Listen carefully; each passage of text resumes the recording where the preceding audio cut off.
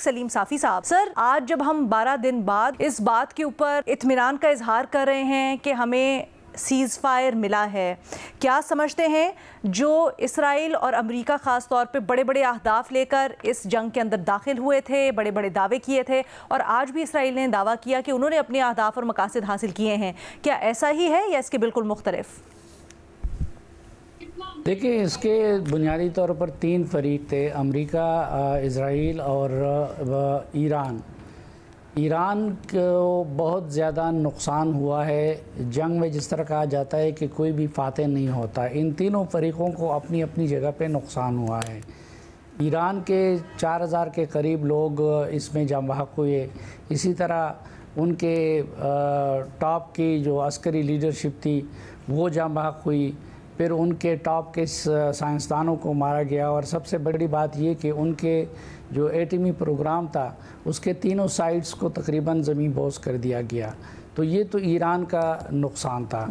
Israel का नुकसान इस लिहाज से हुआ है कि ये पहले से तासुर था कि ईरान अनटचेबल, कि इसराइल अनटचेबल है, लेकिन ईरान ने उसके इस मिथ को तोड़ दिया और ईरान के कई मिसाइल उनके हदूद में दाखिल हुए।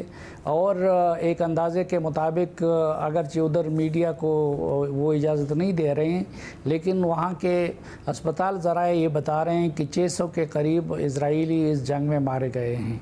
तो इजराइल को एक तो इसका मिथ टूट गया और दूसरा उनको जानी और माली नुकसान भी हो गया।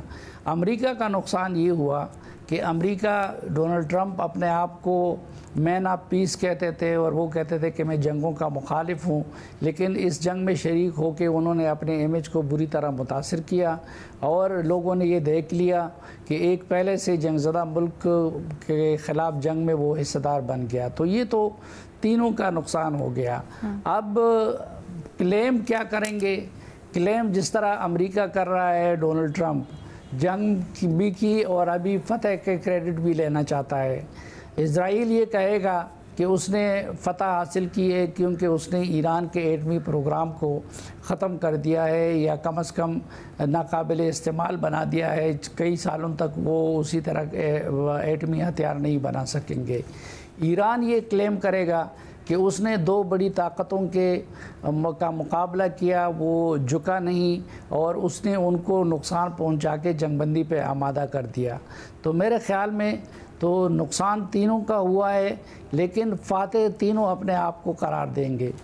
सर, लेकिन इस पूरी के पूरे 12 दिन में आपके ख़्याल में एक वो चीज़ जो बड़ी स्टैंड आउट की और जो वाजे हो गई है, जैसे कुछ लोग कह रहे हैं कि अमेरिका का जो एक बुत बनाया हुआ था पूरी दुनिया में कि वो एक लीडर के तौर पर सामने आया है, वो ख़त्म हुआ है। इसराइल की बर्बरियात का आपने कहा, ईरान के जौहरी प्रोग्राम से मुतल्लिक या वो जो 2 अहदाफ थे उनको भी इसराइल और अमेरिका मिलकर हासिल नहीं कर पाए, रिजीम चेंज भी। तो फिर क्या हासिल हुआ, इसके ऊपर भी कुछ कहना चाहेंगे? जी, यही असल में जो उनकी डिक्लेयर्ड जिस चीज़ को बार बार वो कहते थे वो तो ईरान का जौहरी प्रोग्राम था और जौहरी प्रोग्राम ही वजह निज़ा बना हुआ था।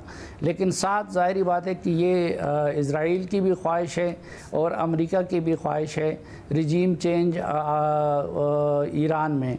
लेकिन रिजीम चेंज की मंजिल भी मज़ीद दूर हो गई है और इस जंग ने ईरानी कौम को यूनाइट कर दिया है और उनके अगर कुछ लोगों को तहफ़्फ़ुज़ात थे भी तो वो अपनी क़यादत के साथ जमा हो गए हैं और उनके गिरद इकट्ठे हो गए हैं। इस लिहाज से अगर देखा जाए तो भी अमेरिका और इज़राइल को हाथ कुछ नहीं आया और उनको इस मकसद में पसपाई हुई है। अब से कुछ देर पहले डोनाल्ड ट्रंप साहब ने कहा कि इसराइल ने उनको बहुत नाखुश किया है, उनको शर्मिंदा किया है इसराइल ने। उमर चीमा साहब, ये सब देखते हुए पिछले 12 दिन जो हुआ, इसराइल और फिर उसकी पुष्ट पर अमेरिका, क्या हासिल किया इन्होंने और क्या इनको इतनी हजीमत हुई कि एक्चुअली काउंटर प्रोडक्टिव हुआ? सलीना, इसको देखने के 2 तरीके हैं। एक तो ये है कि ईरान से हमारी क्या तवक्कुआत थी। जब तक जंग शुरू नहीं हुई थी तो हमारी बहुत ज़्यादा तवक्कुआत थी कि ईरान ये कर देगा, ईरान वो कर देगा। फिर ये था कि फ़लाँ मुल्क जो हैं वो ईरान की मदद के लिए आएंगे, ख़ास तौर पे रूस पर बहुत ज़्यादा उम्मीदें लगाई हुई थी लोगों ने जी कि वो उनकी मदद के लिए आएंगे, लेकिन अल्टीमेटली ये पता चला कि जंग आपको अकेले लड़नी पड़ती है। इवन के जो प्रॉक्सीज ईरान की थी जैसे हिजबुल्ला वगैरह, उन्होंने कहा जी कि हम इसमें शामिल नहीं होंगे, खैर वो इस काबिल भी नहीं रहे, इसराइल ने उनको बहुत ज़्यादा वीक कर दिया है।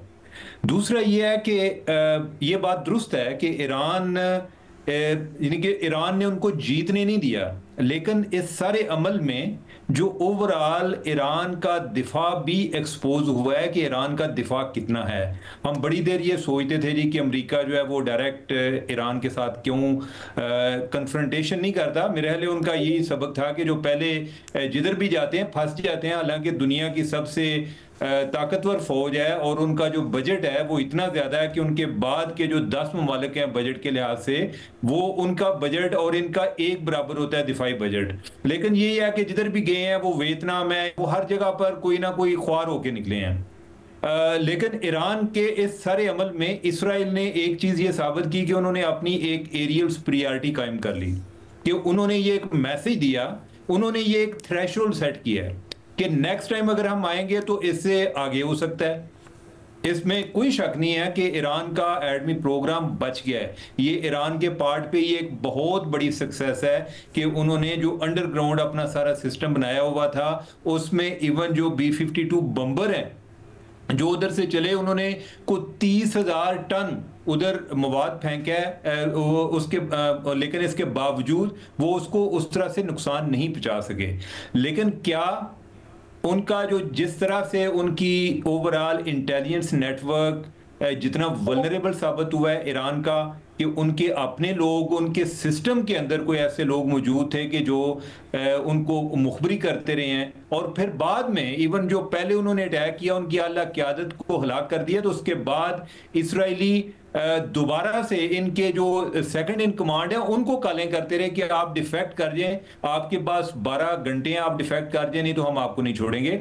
तो ओवरऑल इसमें काफी लेसन है सीखने के हवाले से। इसको हम जो है ना, ये बड़े एक क्रिटिकल पॉइंट्स हैं। अभी कल भी उनका कोई एक इंटेलिजेंस का नंबर 2 बंदा था जिसको उन्होंने को हिट किया है। तो अब यह है कि आगे क्या वे फॉरवर्ड है।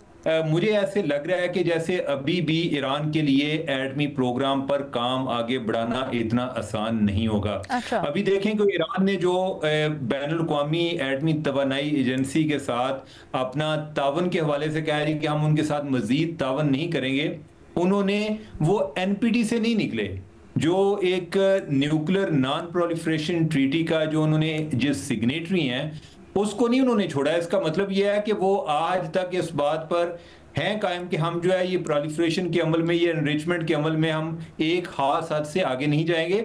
तो लिहाजा अभी काफी चैलेंजेस बाकी हैं, ईरान के हवाले से काफी चैलेंजेस बाकी हैं।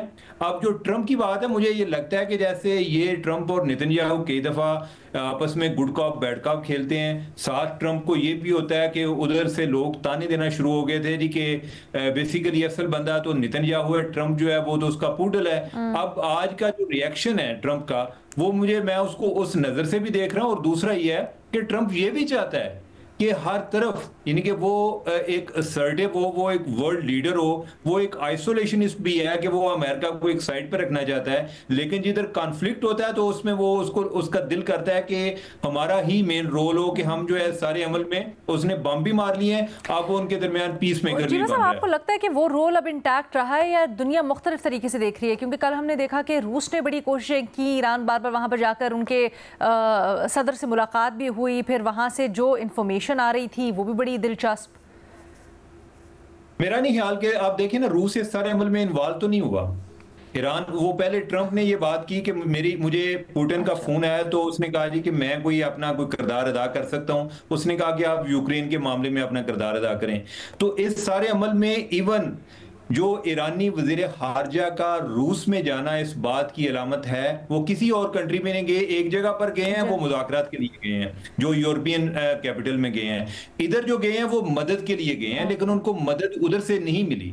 यानी कि वो एक जेस्चर आ जाना, कोई तस्वीरें हो जाना, उससे उनको कोई मटेरियल सपोर्ट मिल रही होती, तो ईरान भी शायद इस पोजीशन में ना आता। हम जब सुबह भी बात कर रहे थे मुख्तलिफ एक्सपर्ट्स से, तो अंदाज़ा लगाने वाले ये तज्जिया करते हैं कि रूस का किरदार अब आने वाले दिनों में सामने खुलकर आएगा। उन्होंने शायद ये भी अंडर द टेबल कहा कि वो अस्करी तौर पर भी मदद कर सकते हैं, अपने जो साइंटिस्ट वगैरह हैं वो भी मज़ीद भेज सकते हैं ईरान के अंदर। इसने कहीं ना कहीं अमेरिका को डर में डाला या शक में डाला और फिर वो डील के लिए आमादा हुआ। अलीना, मुझे नहीं लगता। और एक तो ये है कि उनको साइंसदानों की ईरान को जरूरत नहीं है। ईरान ने अपनी 2-3 जनरेशन साइंसदानों की तैयार की हुई हैं, उनके पास ह्यूमन रिसोर्स अभी बाकी है, इस वजह से उनका एटमी प्रोग्राम कभी नहीं रुकेगा। और फिर यह है कि ईरान का एटमी प्रोग्राम ऐसा है कि जिसमें कोई सेकुलर है या कोई रिलीजियस आदमी है, एटमी प्रोग्राम आप नहीं समझते, आप समझते हैं कि अमेरिका का उस तरह से जो इमेज था वो अभी तक इंटैक्ट है।